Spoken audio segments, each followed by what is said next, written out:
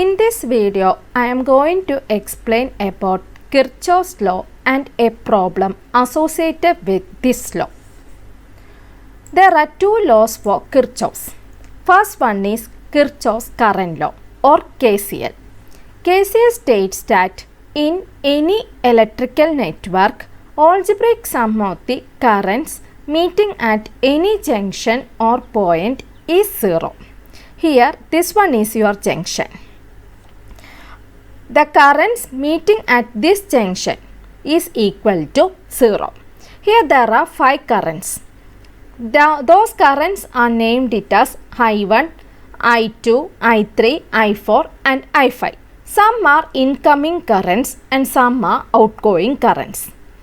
Here I have taken incoming current value as positive and outgoing current value as negative.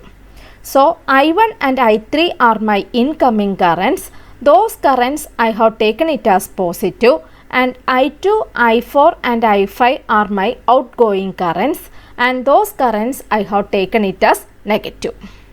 So I1 plus minus I2 plus I3 plus minus I4 plus minus I5 is equal to 0.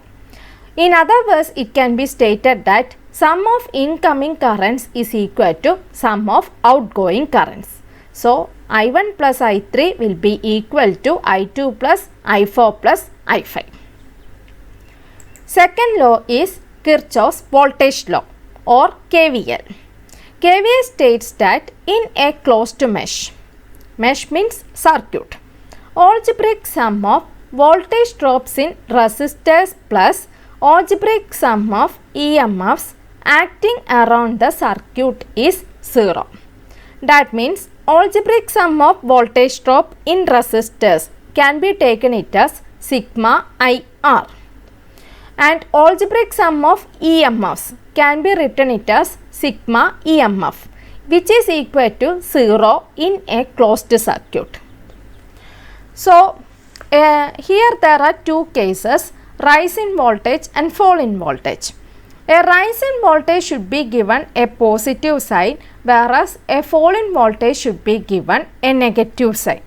That means in the case of a battery, if we are going from a negative terminal to positive terminal, that means there is a rise in potential. Hence the voltage should be given a positive sign. In other words, if we are going from a positive terminal to a negative terminal, there is a fall in voltage. In that case, we should given a negative sign. What about in the case of resistors? In the case of resistors, if we are going in the same direction as the assumed direction of current, then there is a fall in potential, because current always flows from higher to lower potential. Hence that voltage drop should be taken it as negative.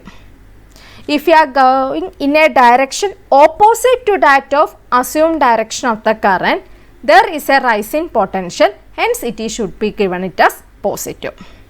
We will see this through by means of some problems. First question, assuming battery resistance to be 0, calculate the current supplied by the two batteries in the network given. Here a network of 3 resistors and 2 voltage sources are given. First we have to assume the current direction. Here I am assuming this current direction in this manner. This one is current I1 and this one as current I2. I have taken both currents in the same direction. So you have to note that rise in potential should be given positive sign and fall in potential should be given negative sign.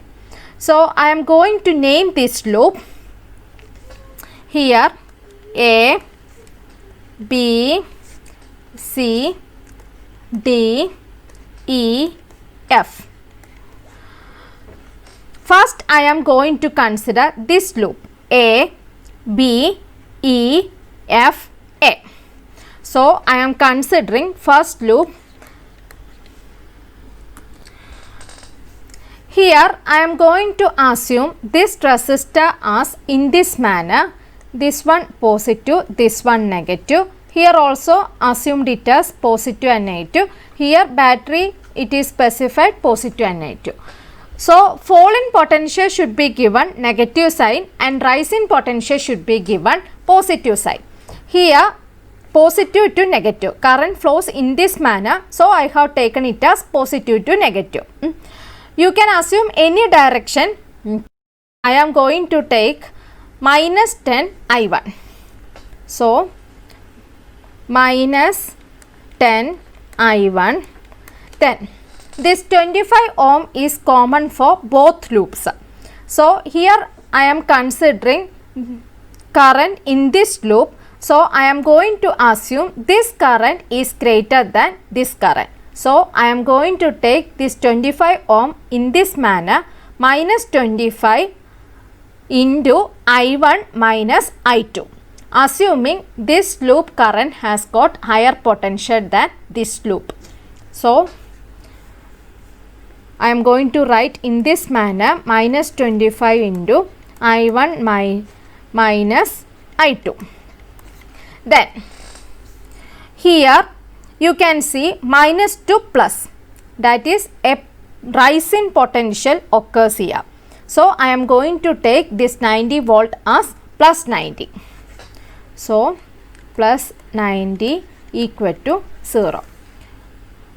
Minus 10 I1 minus 25 I1 plus 25 I2 plus 90 equal to 0. Minus 10 I1 minus 25 I1, which is equal to minus 35 I1 plus 25 I2 plus 90 equal to 0. This is my first equation. Then my second loop is B, C, D, E, B. So I am going to consider my second loop considering B, C, D, E, B. Here also I am assuming this as positive and this as negative, since my current flows in this direction. This as positive, this as negative, and here I am assuming this as positive and this as negative. So I am going to write it as minus 5 I2. Here there is a fall in potential for this 125 volt, that is positive to negative. So I am going to take this voltage as minus 125. So minus 125. Here also positive to negative. So minus 25 into, here I am considering this loop. So I am taking minus 25 into I2 minus I1, assuming this loop has got higher potential than this loop. So minus 25 into I2 minus I1 equal to 0. Minus 5 I2 minus 125 minus 25 I2 plus 25 I1 equal to 0. So 25 I1 minus 5 I2 minus 25 I2 minus 30 I2 minus 125 is equal to 0. Solving this, I will be getting the answer as I1 is equal to 1 ampere and I2 is equal to 5 ampere.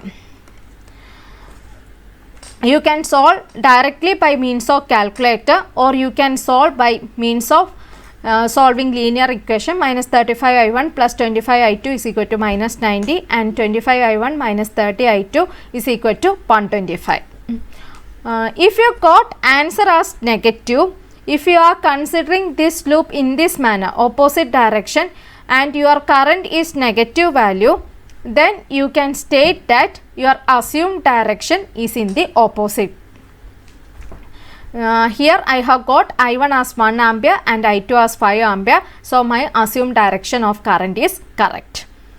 Hope you have understood this video.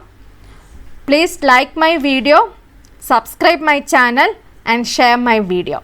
Thank you.